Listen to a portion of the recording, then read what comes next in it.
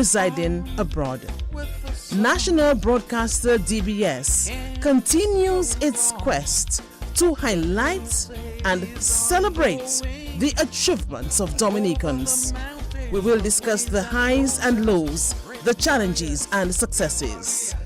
Give us 90 minutes and we will solidify the connections we share with Dominicans all over.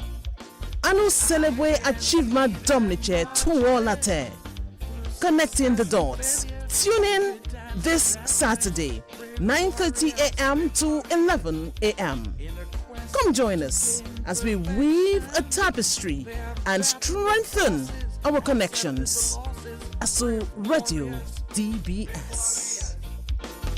Stories have been told.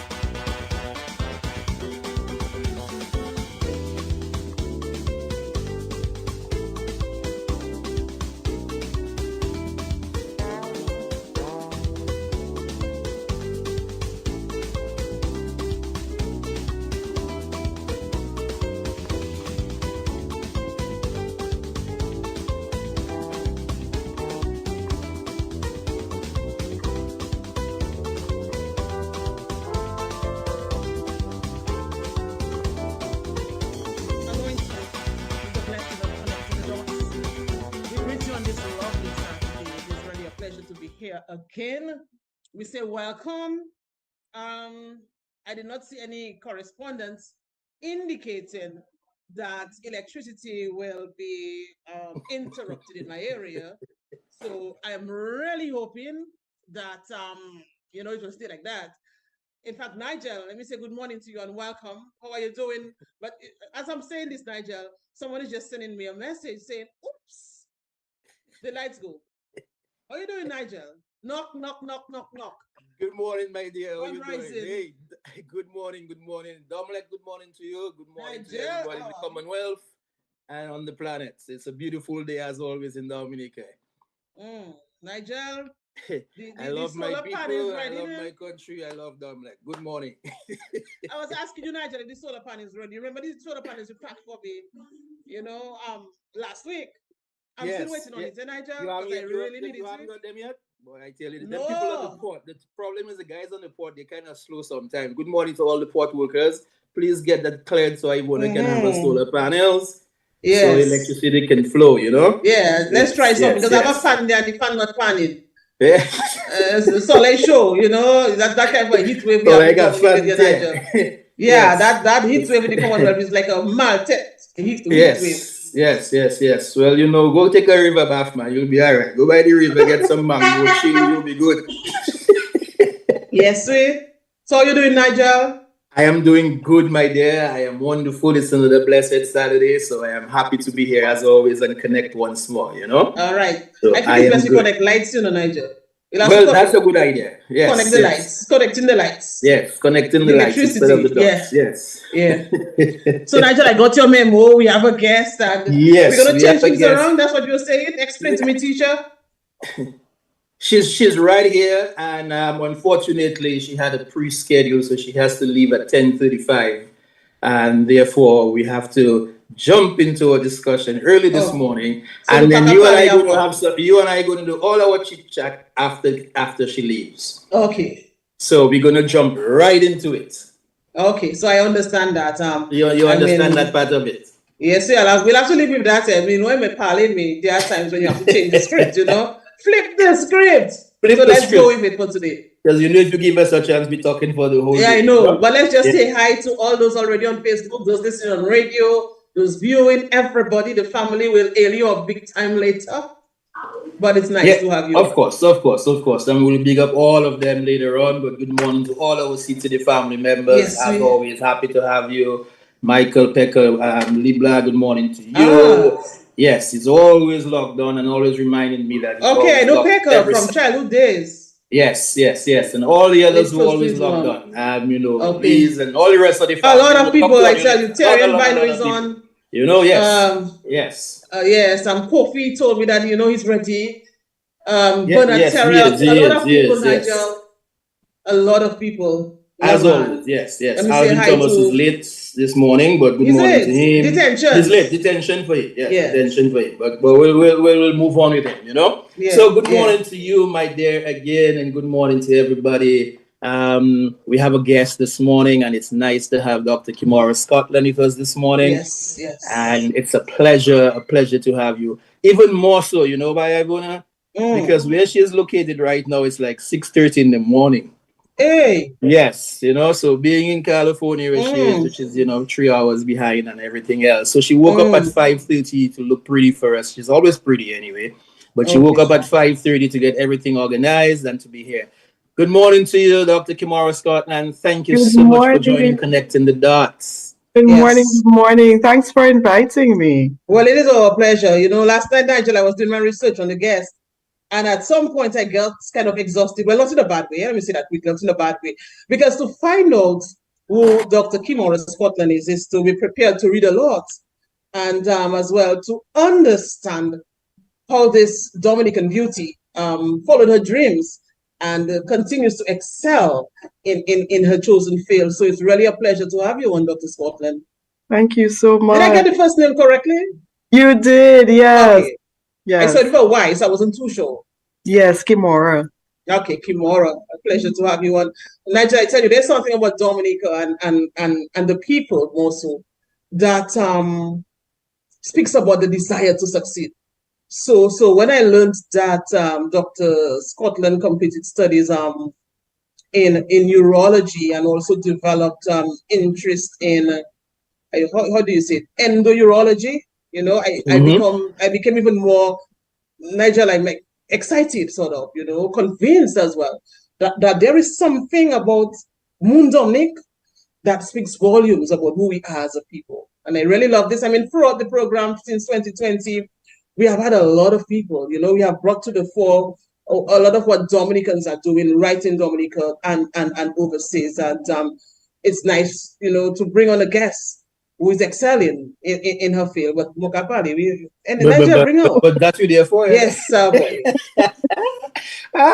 Yes, so of course, Kymora, and before we get to the Dr. Scotland, and I'm going to tell you why I'm going to say Kymora first and then Dr. Scotland after. So before we get to Dr. Scotland, we're going to go to Kymora. And the reason I'm saying this is because we like to start from the beginning, there always has to be a foundation. Yes. So we like to start from the beginning. So before we get into your work and what you're doing now and all the great stuff that you're working with, and of course, we'll talk a lot more about that. But first of all, tell us a bit about Kymora. Who is Kymora? What part of Dominica are you from? The parents, where you grew up? Who is Kymora? Right. So, I'm from Roseau. I'm from a little yard in Roseau called La Couzoe. Right across from the police station. That's where I grew up. And yes. I grew up, not too far from me. Yeah, I grew up listening to you on the radio. Oh my goodness, Nigel, where you start to cry already. I might tell you about that crying thing. No, I not cry, Nigel. Okay, all right. Where baby? Yes, sir. Tell us. Yeah, so my mother is Mrs. Marvelyn Estrado, who is the principal and auditor at KPB Chartered Accountants, and also involved in lots of things throughout the country, lots of charitable work and boards that she's involved in. I'm really proud of her and her accomplishments. And so she's my mother and really raised me to, pay attention to my studies and to try to achieve whatever it is that I wanted to achieve. My father is Carlton Scotland, who lives in the US. And I have lots of family from St. Joseph, where my father is from, Lapland, where my maternal grandmother is from, as well as Loda. So that is where I am from in Dominica. And, I am always home. And so I always go back to my villages, as I say. Do you buy if just before you go on to the second part of it? Do they also call your father Nawa or something? They do. Yes, Okay, yes, okay, yes. okay, They do call okay, my okay. father Nawa. Okay, Nawa? okay. Yes, yes, yes, Is it yes. Nawa or Lawa? Which one? Nawa? Nawa with an Okay, N. okay, all right. Yes. Yes, I remember that now. Okay, beautiful. Yes, so I didn't mean to cut you in your beautiful introduction of the areas that you're from and where you grew up and everything else.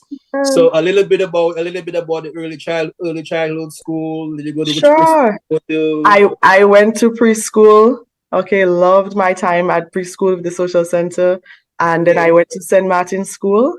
Proud St. Martin's School graduate. Plus, we rock, eh? Absolutely. Really wonderful teachers. You remember the St. Martin's School song? I just want people to remember that song. Oh my God. I hope you remember it, Kymora, at least a line. Oh my Or the Lord. chorus. Oh my God. I can't remember. Have the Herald song in. Come on, let's go, Oh girls. my God. Oh my goodness. And we end with March on, but of course you would say I March on, remember March on, March on. March on. I do remember that. Of course. But yes, so St. Martin's School, and I had lots of good teachers there. I think teacher who made the most impact on me was Mrs. Morvan in grade 7. Common entrance class. And then I went to Convent High School. So I'm a proud graduate of Convent, Mrs. Levy. And I loved my time there. I was the head girl at Convent, and did, well at school there, and was the Island Scholar at the end of high school, and then went to, what is now the Sixth Form College, and under Dr. Volney, and he was another inspiration for me. Really wonderful administrator and somebody who was so invested in us as students. So I did my full 2 years there, and then moved up to the States, which is when I started my path to medicine. Any shortcuts, Nigel, that you don't Well, yes. Any blanks that you want to fill in? We're probably going to give her a little pass today because I know she have to leave at a certain time. So we'll give her a little pass. But just generally though, at school, were you like a troublesome kid, or were you more like introverted, or were you like out there? I think I was not a troublesome child. I was, your typical good child. Nobody was troublesome. But I think I was extroverted. I was very outgoing. I went up for the princess show. I think you have to be an extrovert to do that. So, and I was involved in lots of different organizations. I was involved in the Brownies and the Guides, and I think the things that I learned there in the Brownies, in the Guides, are some of the things that I have, kept with me today. So those are organizations that I've been involved in. I did dance with Flora Morrow when she lived in the country. I love that. And, was involved in lots of activities, those sorts of things. Did you have a passion for sciences from then at school, or was it something that came later on? No, I did. I always wanted to be a chemist, and I've said this before. I found out about chemistry and the profession of chemists from TV. Watching TV with my mother. I remember there's a show that she used to watch, and one of the characters was a chemist. And I just found that so fascinating. So I decided that's what I wanted to be. So my plan was to be a chemist. And then medicine came along. Interesting. Early age. Yes. And at college, you continued there the sciences at college, right? Exactly, yes. Okay, all right. So we will allow our pass today, everyone. As I said, we want to get into the actual discussion. I understand.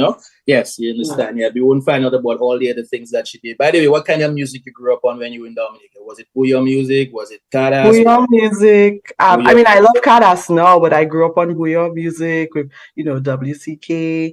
And some of our family members are involved in bouillon music. So it was something that I loved and grew up with. And, but I always listen to DBS. You have to love Cadas, right? And so I really love that kind of music, soca music, Caribbean music. Mm-hmm. Nice. Was there like a pressure on you to do well academically, or was it something you just like your books? I think I really enjoyed reading. I really enjoyed, I cannot tell you how many books. And the public library was my favorite place to go as a child. I would go there, a couple of times a week. And my mother encouraged that. I think my mother never put pressure on me to achieve.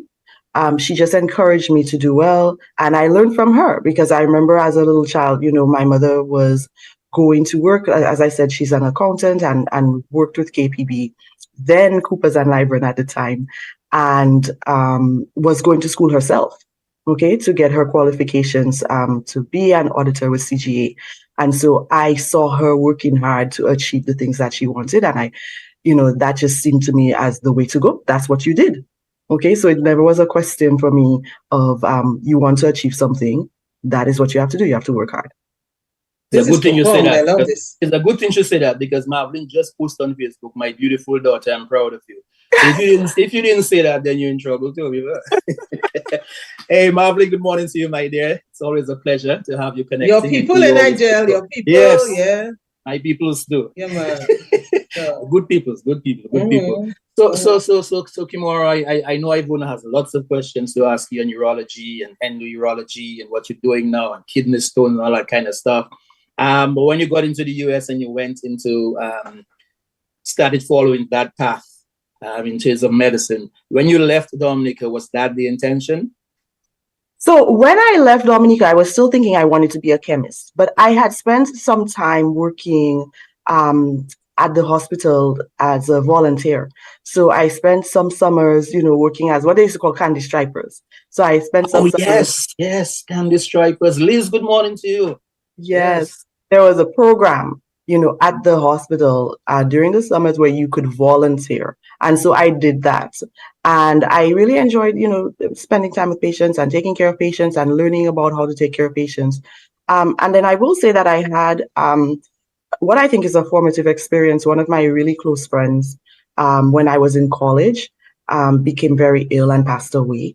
And, that whole experience was really, in addition to being very sad, was really a frustrating one for me because I felt like this was somebody who, this is a young person. This was somebody in college with me. And I couldn't quite understand what was going on in terms of, how he could have been helped. And so that was one of the things that I felt like I wanted to figure out more about how we help patients, how we help people to survive. And so when I went to college, it was kind of in the back of my mind that, medicine might be a thing I wanted to do. And it took a while until I was able to meld those two things together, research and medicine. Interesting. What piqued your interest? So it's really in Dominica it started? Yes. Even before you went abroad, of course? Yes. Yeah. Nigel, go ahead, Nigel. Yeah, and then you went to, of course, and then you took it into first Cornell University, and then, of course, the others that you went and so on. Generally, what was your experiences like during that time at university? Well, so at university, I first started, I went in and was fortunate where I was able to have some funding. But I also applied for more scholarships. And one of the things I applied for was a scholarship where I was allowed to work part-time doing research in a lab, in a chemistry lab. So I did transition metal chemistry research and, loved it. But also was interested in biology and medicine and found out that such a thing existed as an MD PhD program where you could do both. And I found that out just, in past conversation.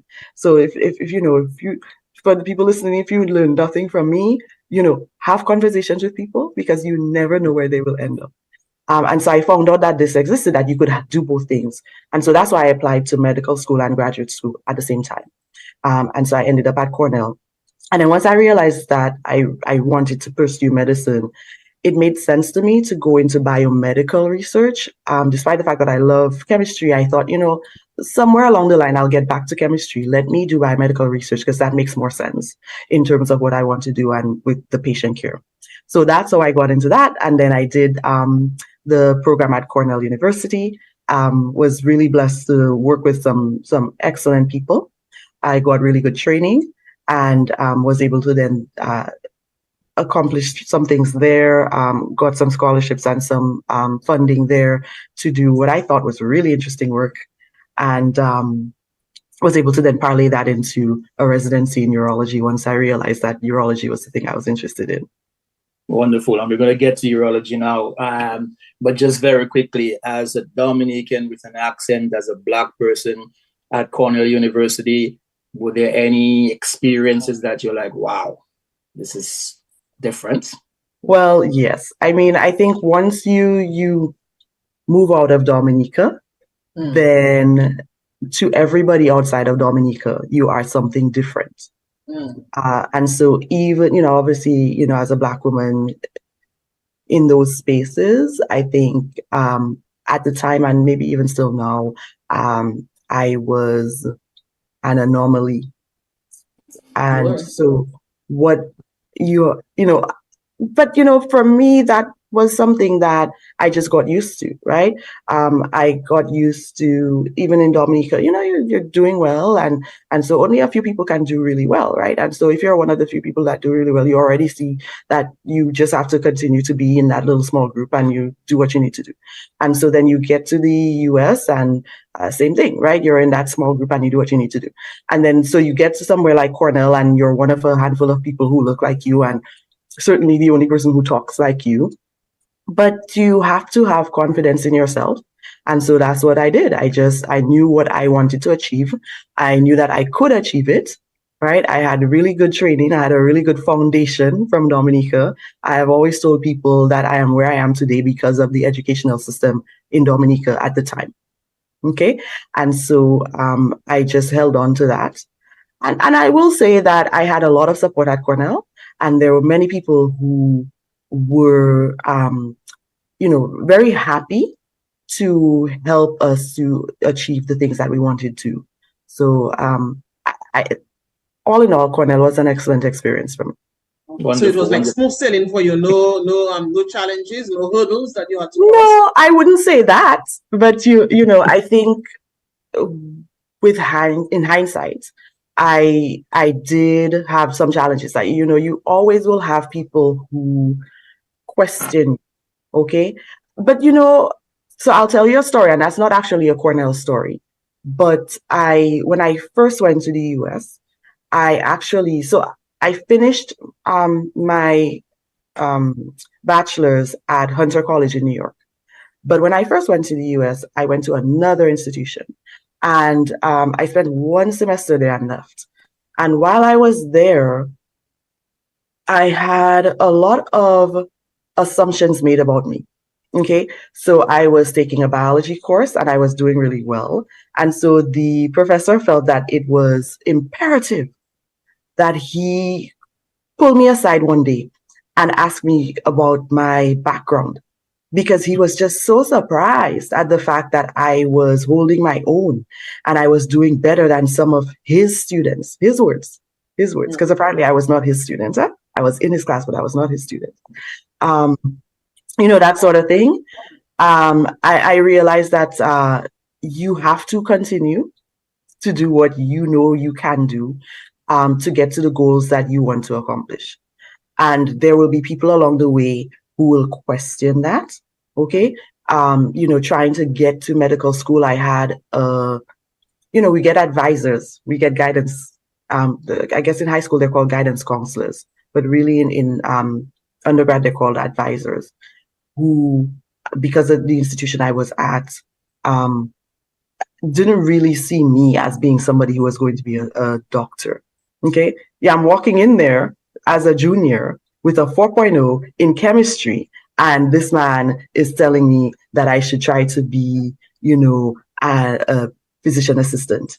Nothing against physician assistants. We need them. They're wonderful people. And that is not what I wanted to do. Right. And then even when I said, no, I'm going to medical school, then he tried to, make sure that I understood that my limit was here. Right. And so he was telling me, I should apply to certain schools. And those schools, in my mind, were not even my safety schools. Right.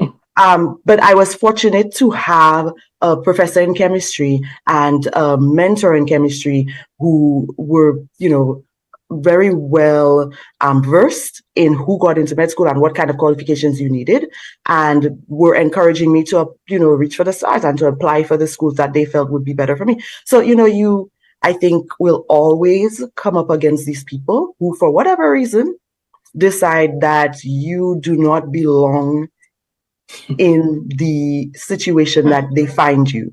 And it's up to you to have the faith in yourself that you need, and the confidence in your accomplishments and the confidence in your abilities that you need to get to where you need to be.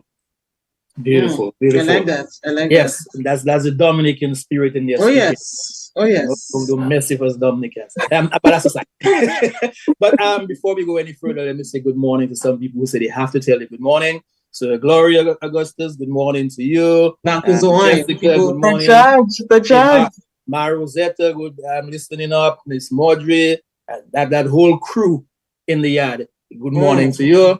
Good morning. I say it, so you can't say I didn't say it. Yes, I know Kymora from back then too. Good morning to you. Marvin, we all grew up together. Good morning. Nobody can get said I didn't say it. Beautiful. Hey, Donnie, good morning. Donnie wants to say good morning to you too, Kymora, Donnie and Vanya.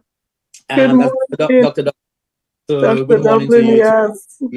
Yes. Proud and of you. Hannah is my godmother. That is why I wanted to say that. The whole crew on my Nigel. The whole crew on the whole family. Everybody, we extended family and all.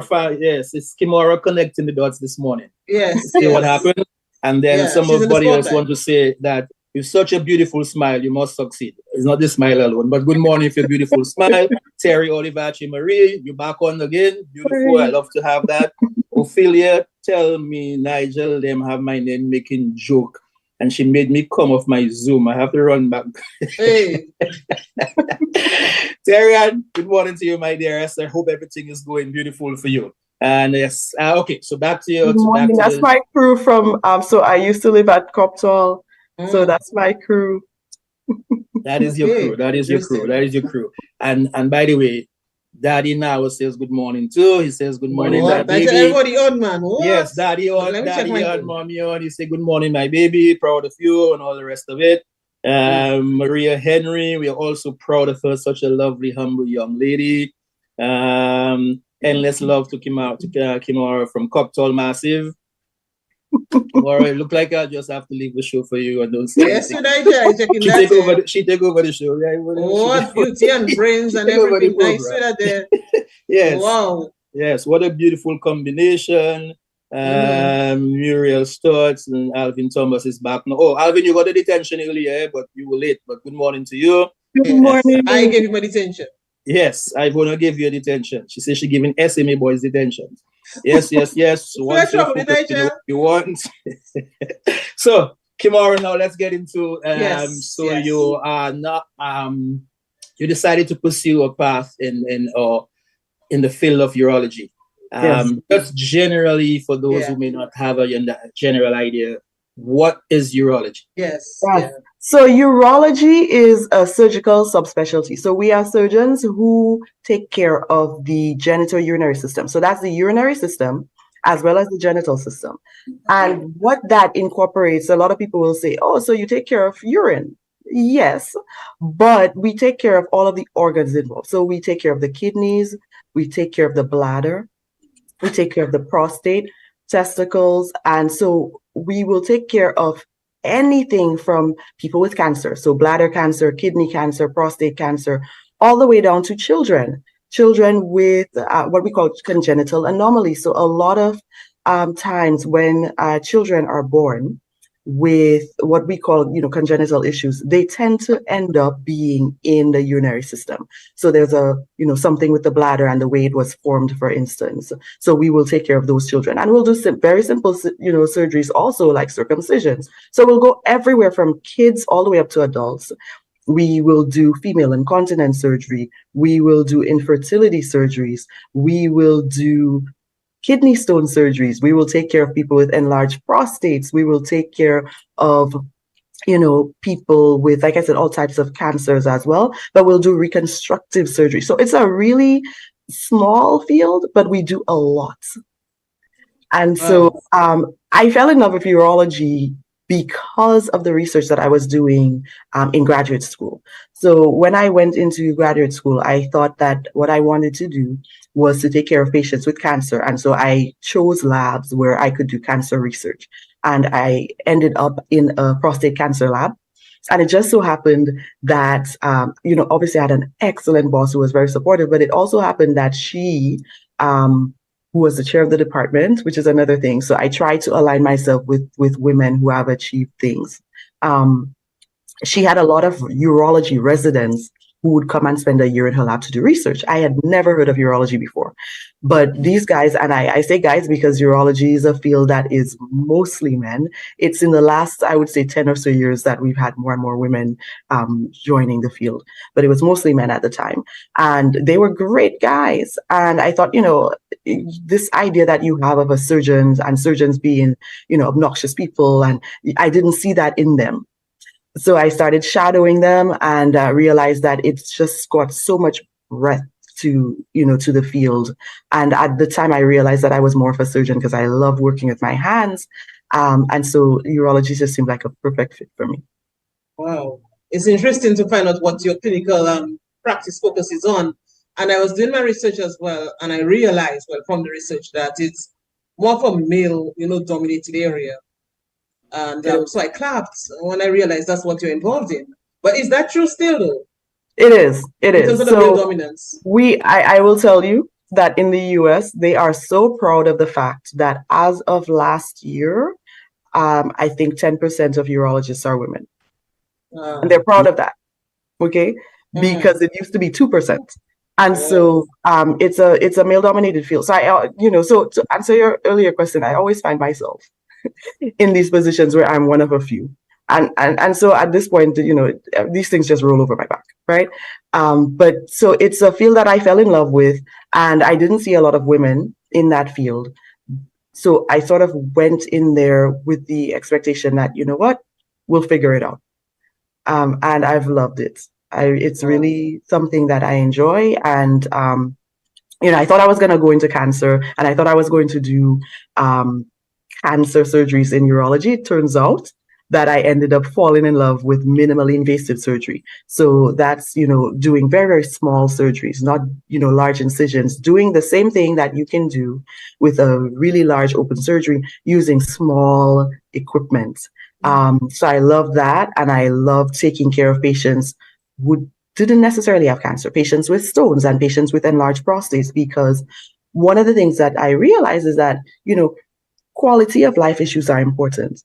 And if anybody listening has had a kidney stone, you know exactly what I'm talking about. It destroys your quality of life.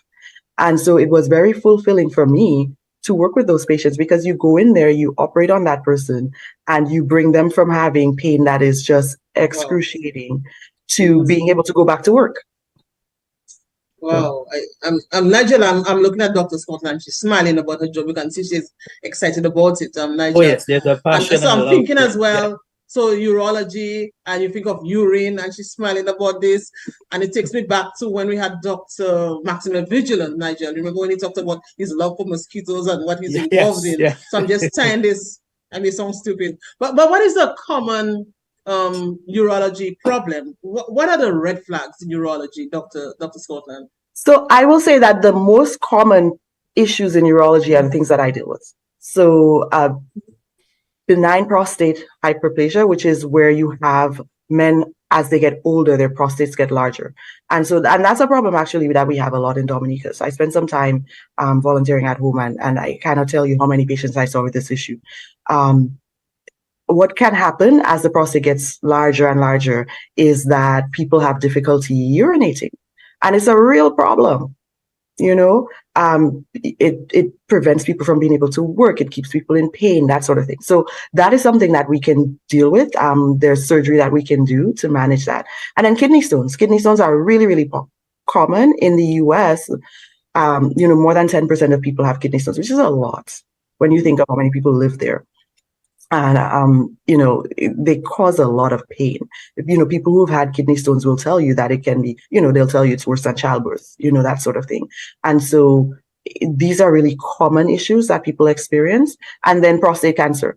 So the three most common things that people have to deal with in urology are really prostate cancer, BPH, okay, and kidney stones. In your experiences, Dr. Scotland, would you say that is there a higher propensity of women or men as it relates to kidney stones? So traditionally, it had been mostly men. And what we found, at least in the US, what we've seen is that the numbers are getting closer to parity. So it used to be 2 to 1, men to women. Now it's 1.5 to 1. And I think when we do, we're doing a new census, it'll be even closer. I should mention, I don't know the numbers for Dominica. We'll get there. But I've been working with some colleagues in Trinidad. And what we found is that the prevalence of kidney stones in Trinidad is 19%, which is insane when you think about percentages. That is high, yes. What because we have so much to cover in the 25 minutes that we have. What are some of the, if you want, the signs that one may have to look for as it relates to kidney stones? So pain. And pain that is beyond anything that you would expect to experience. What happens with kidney stones is that they sit in the kidney. Okay, so most people who have kidney stones have no idea. They're living their lives walking around. They only cause problems when they fall out of the kidney. So the kidney, most people may know, makes urine. And then that urine drains down this tube called the ureter to your bladder. Now, the ureter, unfortunately, is very narrow. And so when a kidney stone falls out of the kidney, it gets stuck in the bladder. But before it gets there, it can get stuck in the ureter. And that is what causes a lot of pain. So most people who have kidney stones, that is going to be the first sign for them. It'll be just excruciating pain. Some people will have urinary symptoms where, they never had issues before, and now all of a sudden they feel like they got to run to the bathroom all the time. They are having pain when they urinate. They're having burning. They're having, pain in that entire area, in the groin, the pain in the back. And so those are the things traditionally we see with people who have kidney stones that are problematic. Just help me understand this, because you mentioned like when the stone gets to the bladder. When the stone gets to the bladder, but kidney stones, is it a stone that is in the kidney or stones? Just clarify that first. You can have one or you can have many. Some people will just have one stone. And the reason we call it that is because it really does look like a stone. It looks like a pebble that you would see on the street. And then the thing is that they're in most people, are quite small. And so when people will pass the stones, they'll tell, I cannot believe that tiny little thing caused all this pain. And it's really because the ureter is so tiny. Wow. So explain to us what a urologist will do when someone has kidney stones. What is the process involved? Take us, it depends on where you live. And that is one of the reasons why I do the global work that I do. Because when you're in the US, if somebody has a kidney stone, you take them to the operating room. And you have two options. You can do something called shockwave lithotripsy, and that goes back to my interest in something called what? Just say that again, Doc. Shockwave lithotripsy. And what that means is you're using sound waves to break up stones. Lithotripsy means breaking up a stone. So you can use sound waves to break up the stone. And you don't have to go into their body at all. Or you can do something called ureteroscopy, where we use a scope that has a camera on the end. We go in, we make no cuts, no incisions. We go in through the urethra, which is the tube you actually urinate out of, into your bladder, up to the ureter, up to the kidney. We use a laser fiber, we break up the stone, we can pull those pieces out, okay? And then the patient goes home that same day. That's in the US. Okay, and that's what we do. For a patient who has a really large stone, which can happen, stones can grow over time, we do something called PCNL, which is percutaneous, where we go in through the back, we make a very small incision, okay, and we tunnel into the kidney from the back, we put our instruments in, we can break up the stones, we clear the stones. That is what happens in the US. Unfortunately, outside of the US, in lots of low and middle income countries, these technologies are not available, they're expensive, and people don't necessarily have the training to do those particular types of surgery. And so you end up in a situation where you have to do open surgery, where you have to make a large incision all the way across somebody's abdomen just to get to the ureter to pluck out a stone. And so unfortunately, outside of, the US and Europe and some places in Eastern Asia, you end up having major surgery just to get a small kidney stone out. Wow. How long can the stones stay in the kidney? They can stay there forever. Okay, so some people, die with stones that are just sitting in the kidney. And so, like I said, if you have kidney stones, they're not guaranteed to fall into the ureter and get, stuck. And so lots of people walking around today have kidney stones, have no idea. Okay. But if you have stones, it is more likely that at some point, one or more of those stones is going to fall and get stuck in the ureter, which is why we end up having so many patients. Petzilla JB wants to say good morning to you. She says, with Sean needs her expertise in Dominica. She attended to my son after his surgery for hypopsadias. All the medical terms they gave me this morning. So I remember have some undetected cases in Dominica, hoping one day she can share her expertise. So good morning to you, Petila. Dr. Scotland will be sharing her expertise one day in Dominica. Trust me. Well, what I will say is love for the country, so that's okay. Absolutely. And I actually have spent time at home. I started after Maria. I went home, I took a month and volunteered, took care of patients. There continues to be a great need because there are lots of patients who have urologic issues at home. What I should say is that since that first time I went home, we now have urologists on the island. We do have folks who are not Dominican, but there, up until very recently, was actually a Dominican who went and trained in urology. He got urology training, I should say, in Cuba. And this is somebody who I had reached out to try to assist as well. And so while I can't necessarily live at home because of the research that I do and the impossibility of doing that work at home, I've tried over the years to volunteer my time and to try to assist the folks who are working there. But have you though, Dr. Scotland, done any urology training outside of the US, maybe in the Caribbean? I did not do any training of other people. Yes, you mean? Yes. Mm-hmm. So yes. So what I did actually is, so again, as I said, I came home. I had actually worked with one of the general surgeons at home to do some cases. So we did very simple cases, circumcisions. So I did some circumcisions and that sort of thing at home. And I did some work with folks with BPH. And the idea was to try to give that person some expertise. And then I actually also worked with a urologist in Antigua who, it turns out, is of Dominican parentage. So one of his parents is Dominican, and he now is a urologist in Antigua. So we worked together for a little bit. But I should say that most of the training that I do now is in Africa. Still, the connection is here. I know Dr. Dublin, we're proud of that African connection, right, Dubs? So you've mentioned kidney stones, and on the Facebook page, everybody's telling me, okay, Nigel, she haven't talked about prostate yet. She come. We only have limited time. But in terms of prostate issues, and for men, of course, we know men don't like to go to the doctor. As I said that, my wife watching me and smiling and say, you haven't gone to. But men have that particular fear. Well, not a fear; they just don't like to, for whatever reason. Education. So generally, for prostate issues, what are some of the concerns that you've been able to come up with? So really, like I said, the most common thing that men will deal with is BPH. And so the problems are problems urinating, okay? And it actually is a problem urinating, but it doesn't seem that way to the person going to the bathroom all the time, okay?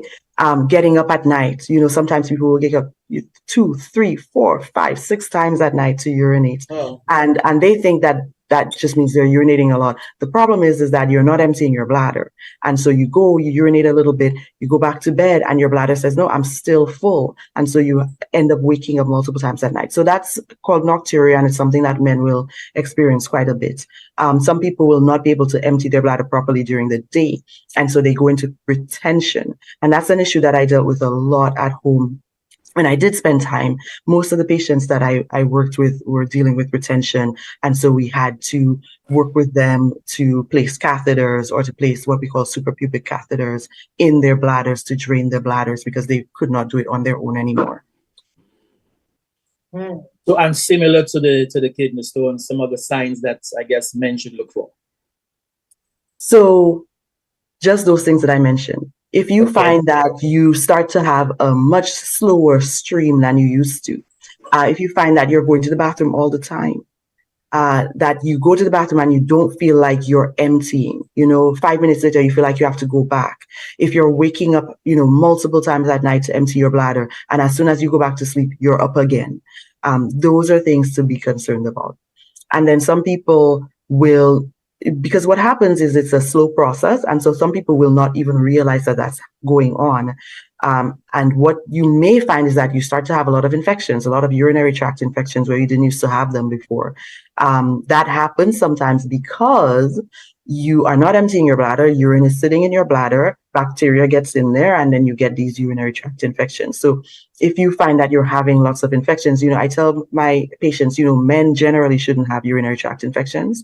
And so if you do, it's something to ask a question about. So could that lead to urinary incontinence or Absolutely. like a burning sensation? Yes. So you can have what we call overflow incontinence, where the bladder gets so full that it really just gives up. And so you end up having incontinence because you cannot possibly hold on to the amount of urine that you have in your bladder. In the research that you've done, do you find any of those urology conditions? Do you find those are genetic, or is it or is it more to a particular race or a particular age, or what have you found out? So kidney stones can be genetic. Especially kidney stones in children, which is not very common. So kidney stones in children and young people, there tends to be a genetic component, but most people with kidney stones, they just unfortunately have it. And BPH is not really a genetic thing. Prostate cancer can be, but BPH, which is a separate thing entirely. What's the difference? Very quickly, if you don't mind. Prostate cancer is cancer. Prostate cancer is, you had mutations. Yeah, you find you have mutations that started growing and growing and growing, and it's cancer. It can be, a serious thing. It can lead to death, right? BPH is just that your prostate is one of the few organs that continues to grow even after adulthood. And so it just can get larger and larger and larger. And it just, because the prostate sits right underneath the bladder, it pushes against the bladder and it makes it harder for the bladder to empty. Completely different situation to cancer. It's, nobody's going to die from BPH, but it can really have an effect on your quality of life. And so I should say, I'm not looking for necessarily more patients, but what I will say is that one of the ways that I try to help at home, while I can't be there, is I actually work with Dr. Gina Leta, who has a wellness center in Dominica. And she has a program where she will connect patients in Dominica with issues where they cannot get the specialty care that they need in Dominica with Dominicans who are specialists elsewhere. And so I have met with multiple patients who have urologic issues. I do not charge for that. Okay. Obviously, Dr. Lisa is running a business, so she will charge from her end. but I don't charge to meet with patients. And I'm not saying that because I want to meet more patients necessarily. Okay. I have a lot on my plate, but I will try to the extent that I can to, give advice to folks, second opinions, that sort of thing. Wonderful, wonderful, wonderful. I love that connection. I want to book Gina and Dr. Later for our guest. But I love that connection. I love this, Nigel. Yes, the whole it's idea like a classroom setting for me. Yes, the whole idea of telemedicine and everything else. That's a wonderful way to go. And I know it's something that they're encouraging in Dominica as well. Yeah. So that's a good thing to know. You also see patients as well, apart from your research. So you are a doctor on call, or do you have your own practice? What is it like?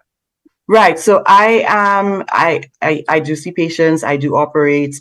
I actually take care of patients 50% of the time, and 50% of the time I do research. I have my own lab. I work in an academic center. So what that means is I don't have my own shingle. I don't have my own little office. I work within a hospital system. And this is what happens when you do research. You cannot really support research on your own. It's a very expensive endeavor, unfortunately, and you need to have an infrastructure to help you to do that. So I currently work at the University of California in Los Angeles, and I see patients there. Okay, beautiful. Alvin Thomas will ask me that 10 times. Alvin, I'm going to ask her now. No, not Alvin that asked that. No, Alvin, sorry. I know Alvin is asking about the prostate issue, but Alex Francois, I think, was asking, can men live without a prostate? Yes. So, the way that we treat, so if somebody has prostate cancer, especially if we find it early enough where the cancer is still in the prostate, the way that we treat that is we remove the prostate entirely. So the prostate is not a necessary organ.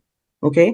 And so there are very, very few changes that happen if you do not have a prostate in place. Beautiful, beautiful. And there's someone from Sacramento, California who wants to say good morning. I'm listening. Catherine Janice Layton, good morning to you. I'm listening from California as well. So she got up early to listen to us today. That's wonderful. We love very early as well. Very early. But we appreciate it. We really appreciate it.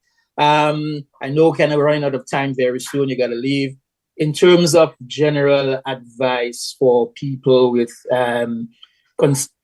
is there a difference? I know you said urology and endourology. What's the difference between those areas? So endourology is a subspecialty of urology. So as I was mentioning to you, urologists do all kinds of things. So we have pediatric urology, we have reconstructive urology, we have urology oncology, which is cancer.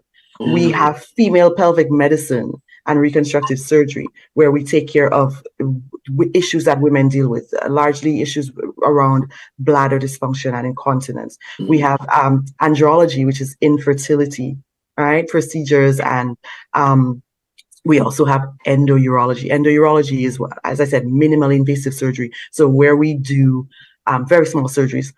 We tend to take care of people with kidney stones, with BPH, and some types of cancer. So we can do robotic surgery. So for instance, somebody has kidney cancer, we can do robotic surgery to take that cancer out, or to take the kidney out if we need to take the whole thing out, or laparoscopic surgery, and then the percutaneous surgery that I mentioned.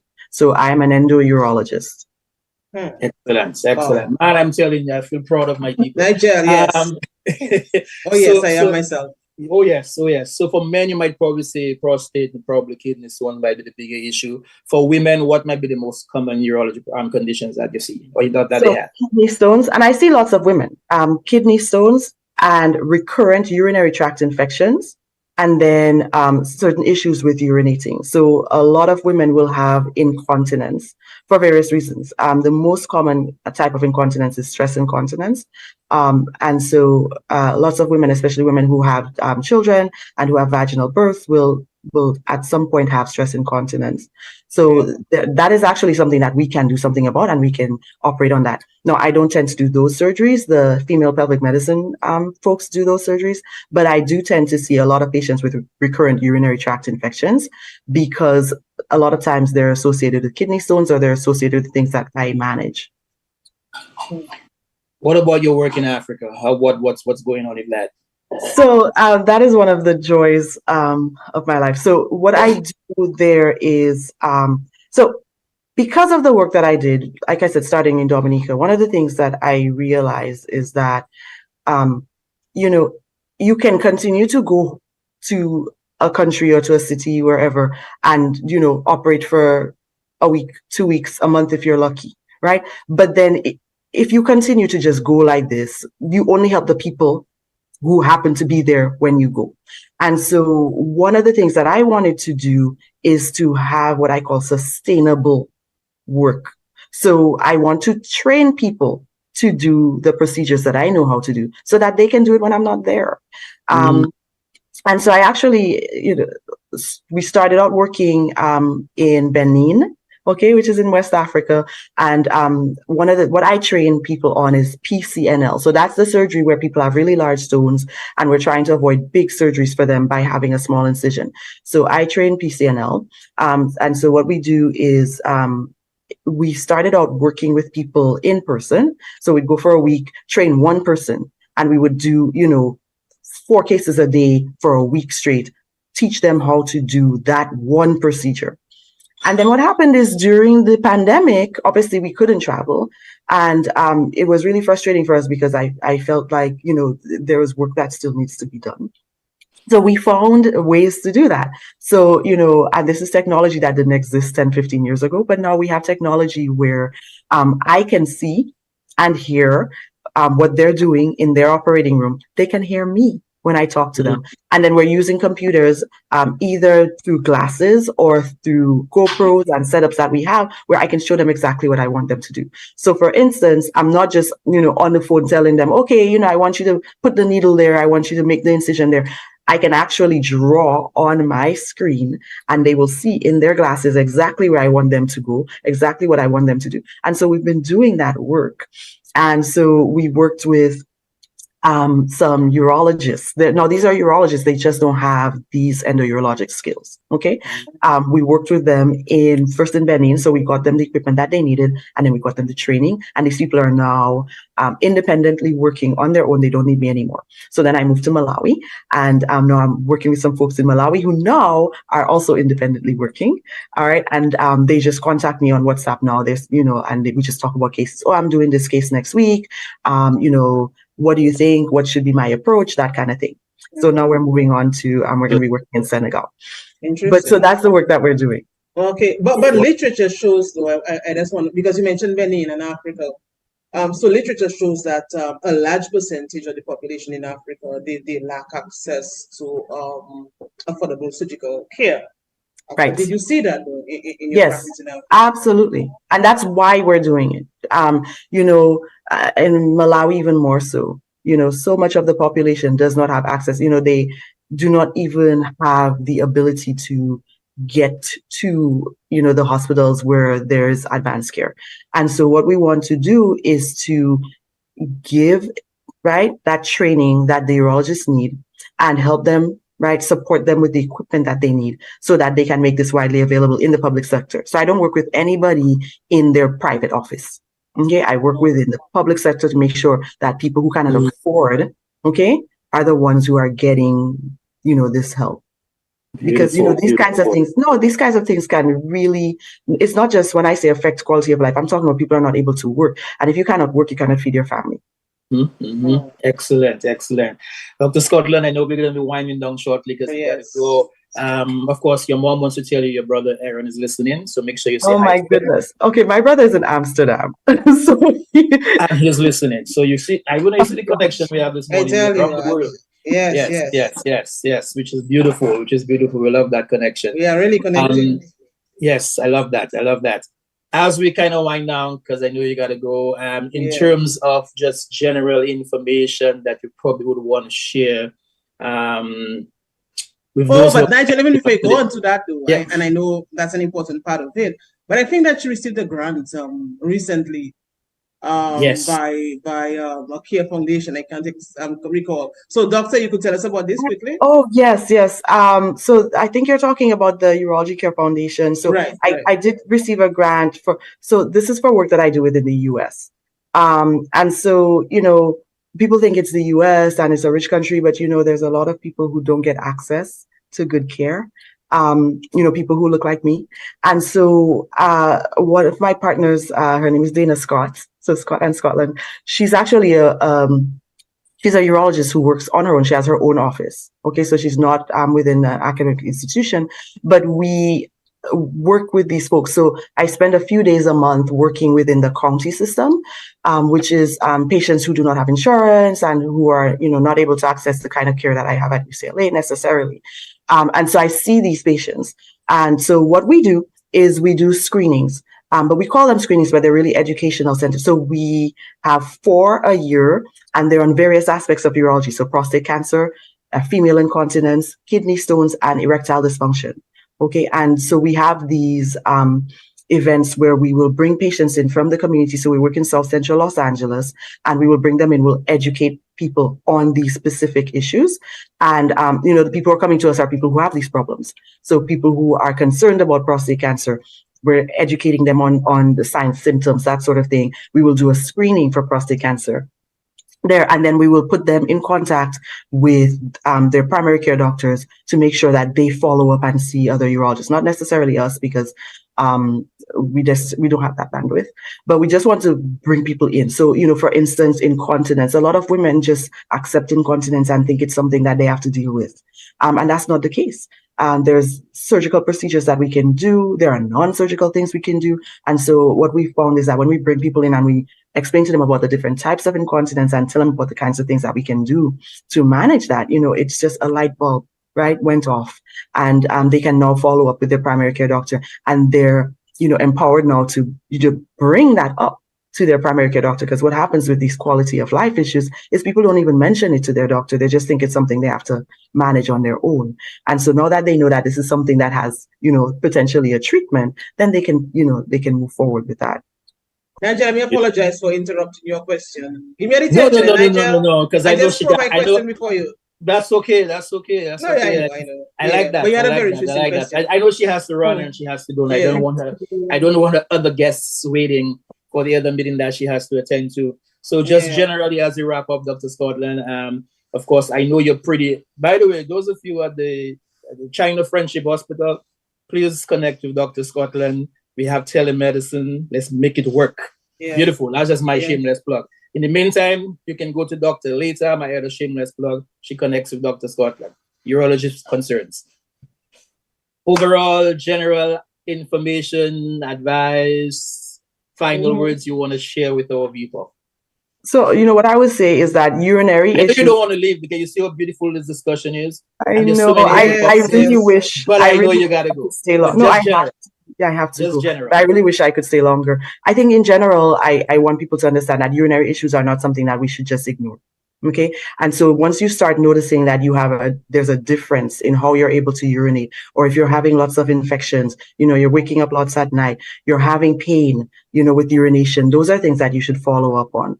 Because if we catch things early, then it's a lot easier to treat. Excellent. And of course, Jessica and Juliet at Boston. Oh my gosh. I don't know why they call him you Poxy. Auntie Jules. Poxy or Kim Posky or some kind of name they call him. That is my nickname from when I used to, live at Lacuzoe. But yes, there's so many people I want to say thank you to, but I really appreciate the opportunity to talk today. We will connect again. Yes. We will connect again. I appreciate you, giving us some time this morning. We really appreciate it, Kymora, Dr. Scotland. Really appreciate it. And thank you so much for connecting with us. We hope we can keep the connection. I know your Saturdays are pretty busy, but this is what we do on a Saturday morning. Yeah. It's early for you, but if you ever get a chance and you want to connect, we'll do that again because we have lots more questions. So thank you. We have had oncologists on and other people. So yes, we have explored a lot of health issues. Thank you so much for connecting. Thank you. Have a good day, everybody. Take care. And of course, we will talk otherwise because, as I mentioned, about my daughter who's also wants to do medicine and currently getting ready for her pre-med stuff. So we will connect otherwise. No problem. But appreciate the connection. Thank you. Bye-bye. All right. I will know still, because you remember. Yes, of course we don't have the guests to connect. We still have to connect before all our Facebook people about the Facebook people have been going crazy. Glenda Shillingford says, now things are sounding so good on the discussion. We have to end so early. Yes. Congrats to Dr. Scotland. Sandra Norris, continued blessings in what you do, Dr. Scotland. Long I haven't seen a bit from Sandra Norris. Carl Kofi James, this was one of the best shows ever. You serious, Kofi? But he says very informative. He missed a few, but yeah, that's a but very it was good very discussion. informative. We appreciate that. Yes, blessings on the program. Keep up the good work. Marvelyn Estrado. Marvelyn, best program ever. Yes, of course. Your daughter, you don't must say that then. I'm joking, right? But yes, it was beautiful and informative. I think one of the things that I loved about the program, though, I went this morning, was the fact that it was done in such a way that the information was given in such a simple, concise and a way. I mean, you felt so proud, man. You know what I mean? Yes.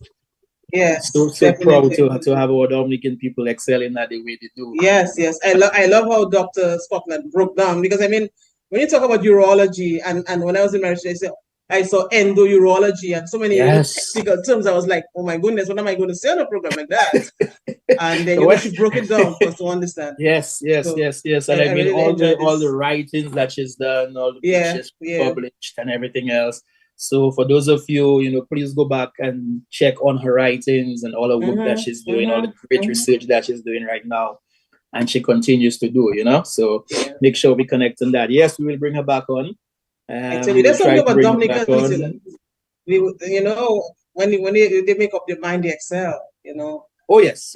As Gordon Henderson said in his song, "You're the your specificity." There's something about us, Something about us. Something unique, inherently unique about us. Yes, and I love the fact we always want to keep connecting still, you know what I mean? So that's a good thing about it. Even when they're out there, they're still trying to make sure they connect, Oh yes. Yes. So Nigel, but by the way, you do well.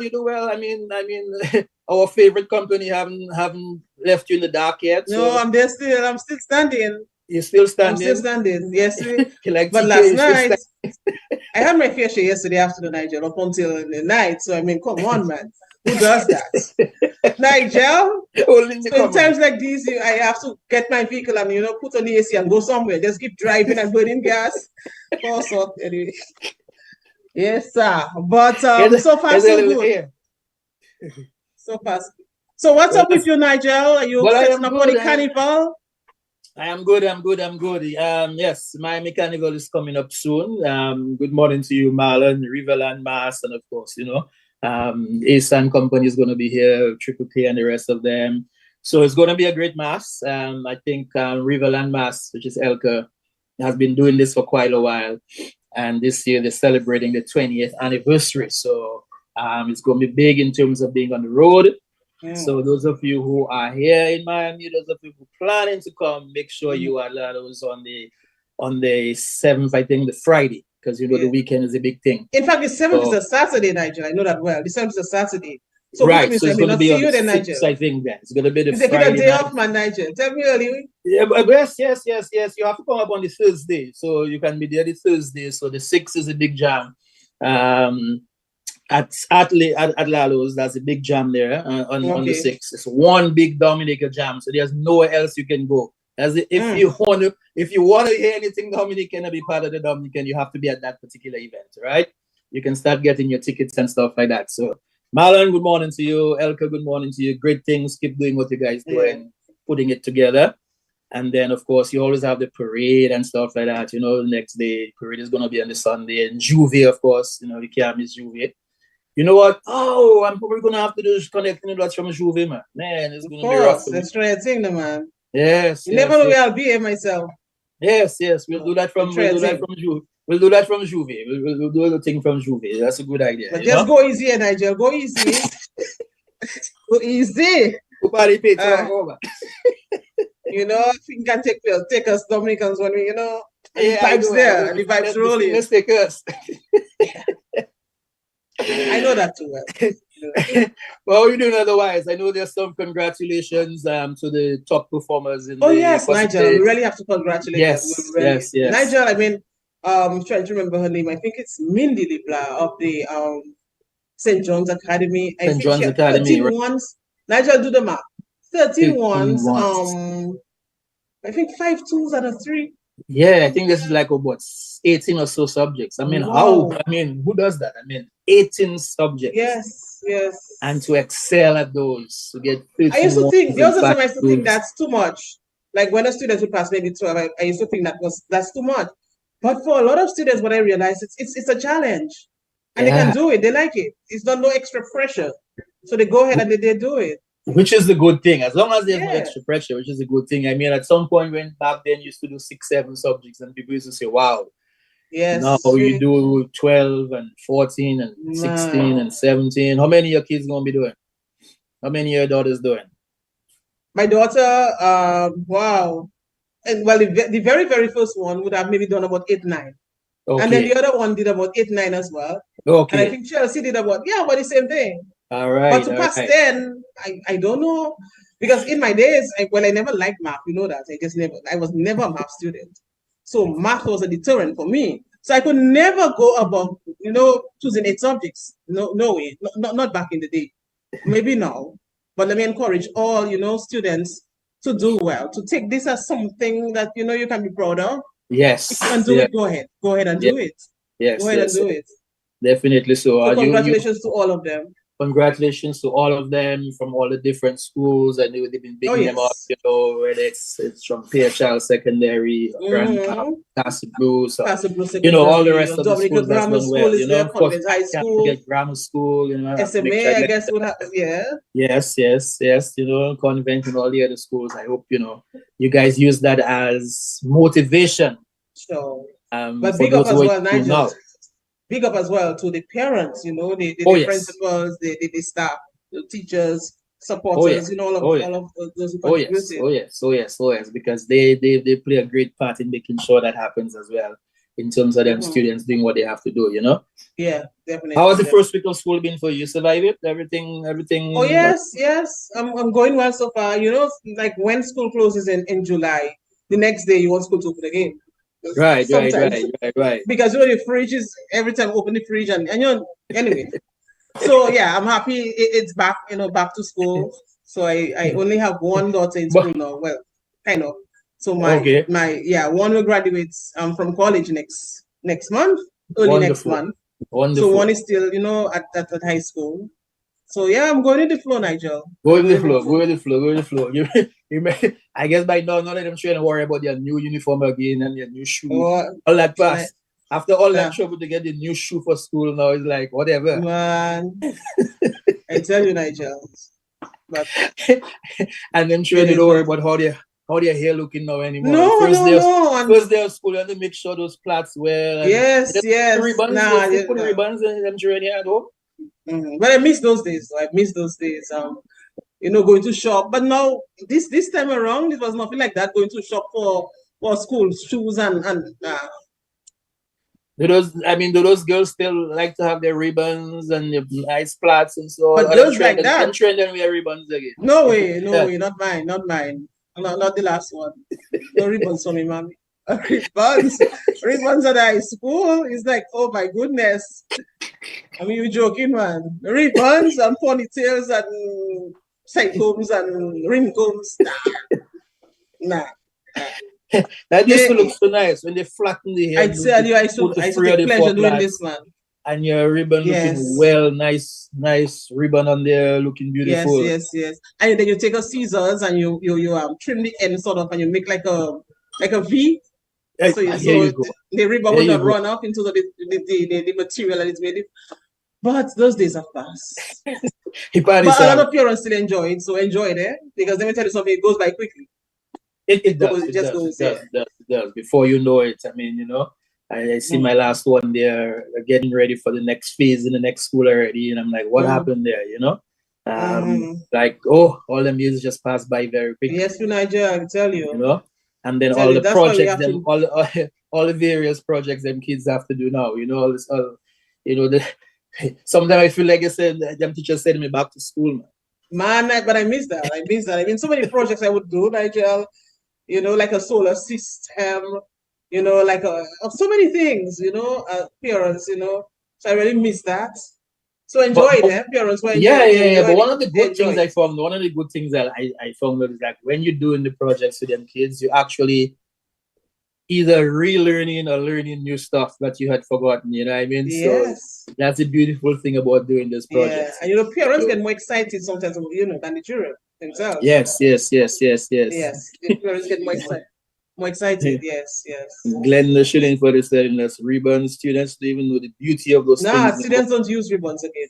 That's a thing of the past. Yes, and that used to be so beautiful. Where you used to buy your ribbon from? They used to sell it at.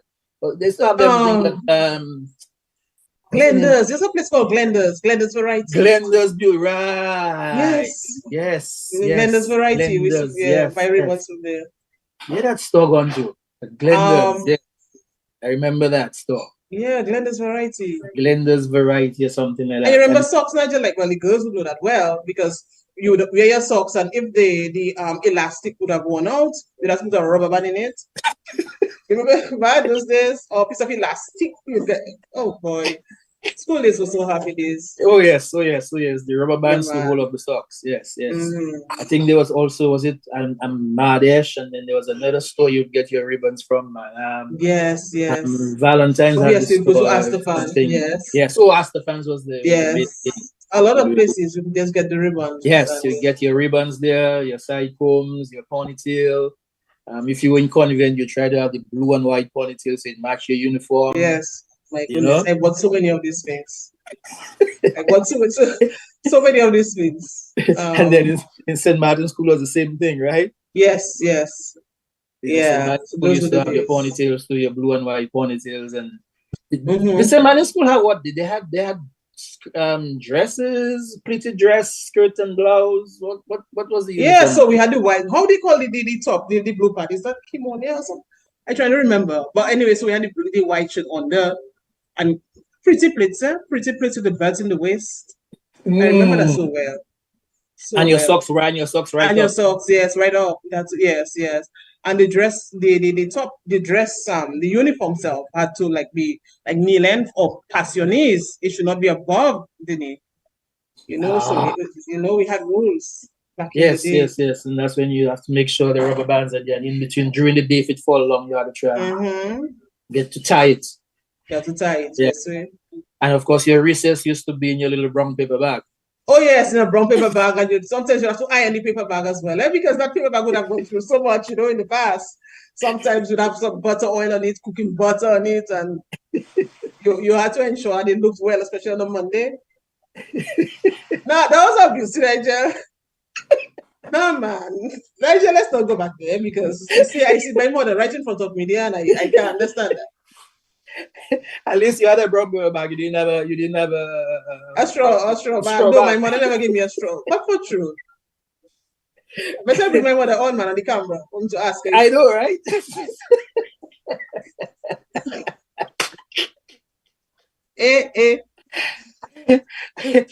Why? I know sometimes you saw some brown oily paper bag and everybody look at your paper bag, because you'd have the oil stain from, depending if it's I don't know if you ever had cooking butter in your, we used to call it but of course, naturally, I had those days, and I'm proud of this. I had cooking butter back in the day, but they don't have cooking butter, oil, and all of that. So and go and buy my unbreakable for 1 cent, a big penny.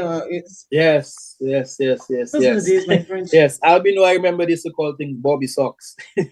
Bobby socks? Yeah, Bobby socks. Oh yes, I remember Bobby socks, especially Bobby socks with Raza. That was a tutorial they cut to me with. Bobby socks with Raza. Wow. Oh my goodness. Right. I mean, all the footballers would know that. I mean, if you had a Raza, you were big time, you have the Raza, football boots. You never saw boots. Yes. You had Toles as well, Nigel? But of course, Toles. And then the Liberation one, Nigel? Yeah, the Liberation. I never liked them. I never liked them back in the day. No, you still have the white one first, and then the fellas start to color that Liberation color Toles, and that was a big thing, That was a way of expressing yourself and your African identity, and so on. If you're Toles, yes, beautiful days. Yes, Smiley. Somebody say you could see that oily bag was from days, and of course the Chinese shoes. Oh my goodness! I mean, imagine now. I mean, we have a lot of Chinese stores and stuff like that, but then back then we didn't have that. We Chinese shoes. Yeah. You know? Yes. And you so have to the- polish this a lot as well. And it will get worn out because you would have to polish that so many times. Oh, and my goodness.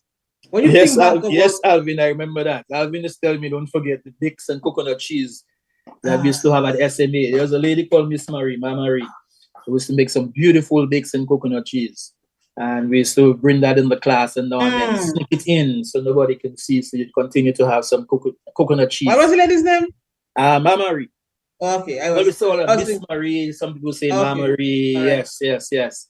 And there then was a lady I lived close to as well. there was this lady, man, Alvin probably. She was Maria Rennie. I was living close to on Bath Road. DBS, yes, close. Yes, and she would sell at the SME as well, and she would have coconut cakes, at the SME, rock cakes, rockers, and patty banana, and my goodness. And there was Bala's Clifford Selle Bala, his mom. I'm trying to remember the name. My God, I forget the name. Is it Ursula? Is it Ursula? Oh God, I don't remember her name. But used to have some wonderful bakes and coconut cheese too. This thing is getting me hungry. Yes, and especially you can get you can go get it. I can't, That's the sad thing about it. I can't get this. And ice pops, you still have ice pops and tamarind balls and tamarind jam in a plastic, and you put a hole in this, and you take you suck some and you give it to Pascal to a friend and to go. Oh my goodness, that was abuse.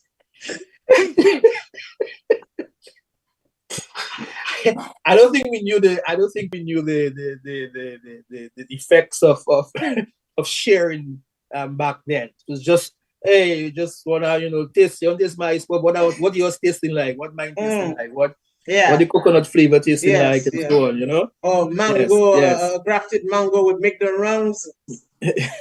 Oh boy. So Albino is saying that he thinks that what we're doing now, we need to begin doing it at the end of the show. At the end of the show, every show you guys need to do that. Go back to old school memories about old time. Yes, it was Ursula and Cox Streets. I remember now. Yes, thanks, Jessica. Ursula and Cox Street used to have this coconut cheese. You ever bought Unbreakable Nigerian Constitution? Unbreakable, but I think it's a stick in your teeth, man. Yes. Unbreakable tablet. Why they call it Unbreakable now?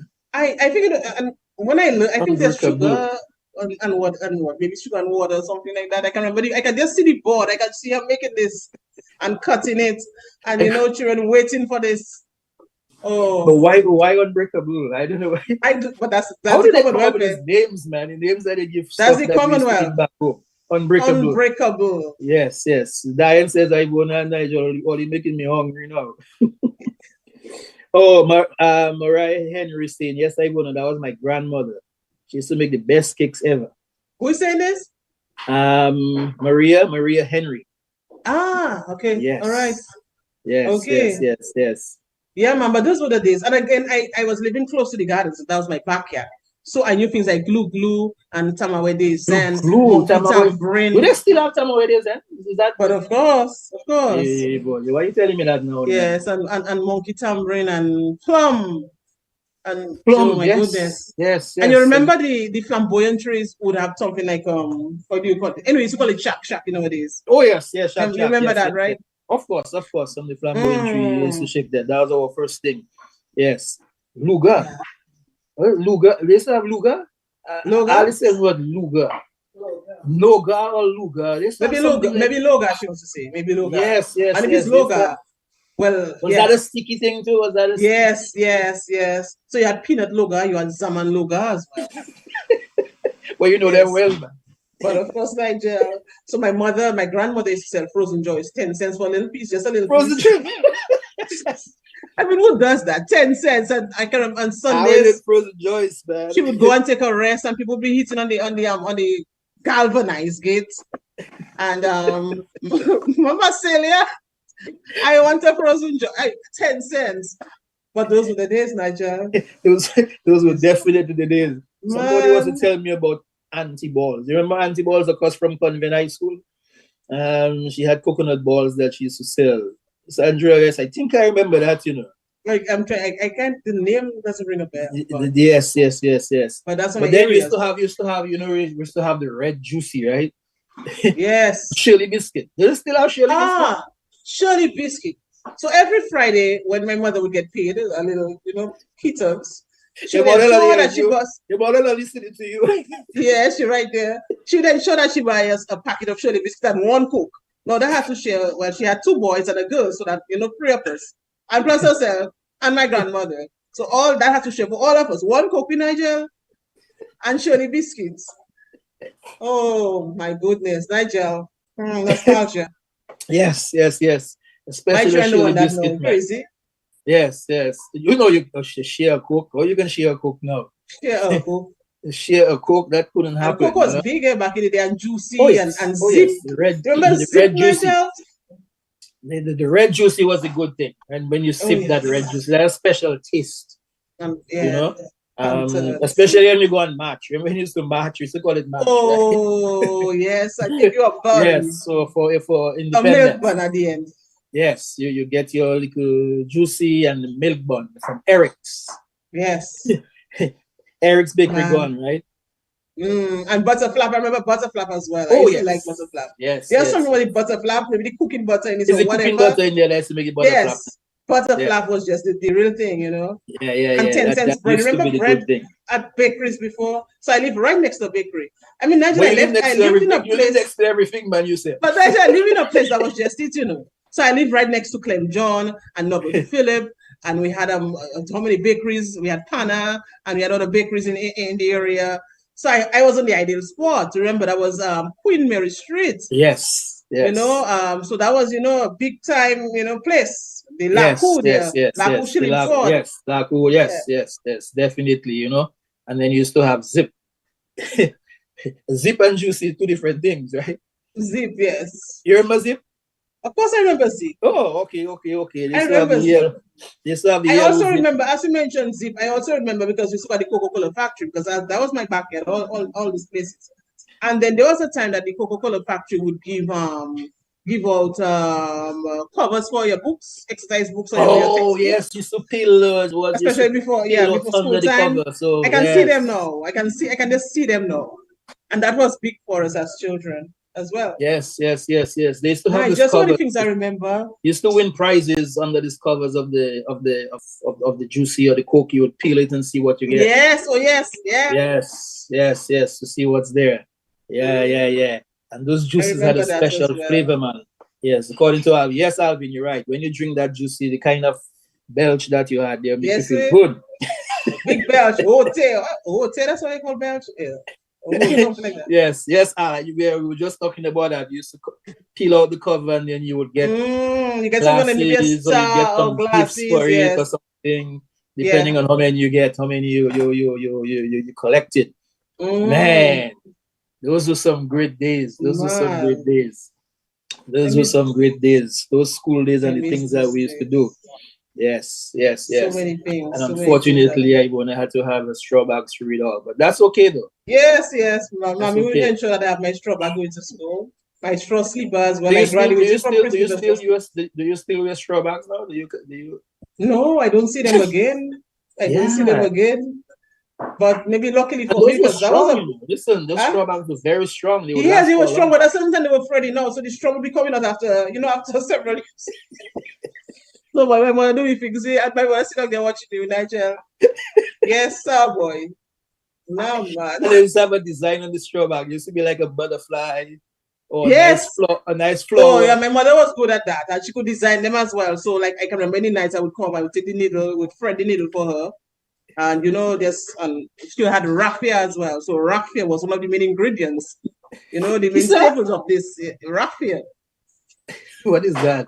Yeah, the raffia, something like yarn, like yarn. Oh, but the raffia, like in a different material, obviously. Yes. So yes, that was big back then. So that was Tropic Crafts. So that was close to where the St. Martin School is now. So that's where my mom worked back in the day. Okay. So you'd help her to thread the needle. But of course, and make little dolls, especially with the warp duet and all of that. So we had our straw. Everything was almost straw. We had our straw placemats, straw coasters. No, my mother said do things. Imagine I used to like when I had friends at school and it was their birthday, I would just let mommy do something for them. the straw, whatever. They would appreciate it though. Even at a straw directory cover. Oh man, Bobby. That was a straw house. And one girl, so but those were the days, real days. Those were the days. But you did well, we did well with those days, you know, so that's okay. But yeah, I guess it's that time again. Yes, yes, that time again. So I guess we'll connect next week again. We'll connect next week, God willing. And let me say thanks to all like Bado and Lauren Barnes, by the way. Hello, small apps. Yes. So many people, Nigel, follow us. I tell you, sometimes they don't come on live. I didn't get a chance to say good morning at the beginning, but I mean, Janet Dow, good morning. Yes, Lauren Barnes, Terry, and Kim. By the way, Ophelia, I think Ophelia sent me a message earlier this morning. Yes, Ophelia. She sent it to you as well, Nigel. I hope the activities for this month is going very well for our senior citizens. I hope that the activity is going well. The sip and paint that you had last week at the whole meal. Nigel Lawrence, good morning to you. And hope the activities are going well. I saw that the cabinet and the prime minister was meeting with some groups, senior groups. Went to the infirmary. No, the radiothon, Nigel. The radiothon. When is the radiothon coming? This week, this Wednesday, next Wednesday. Next week Wednesday at next week Wednesday. Okay, beautiful. Yes. So the radiothon for the senior citizens. So hope that works out pretty well as well.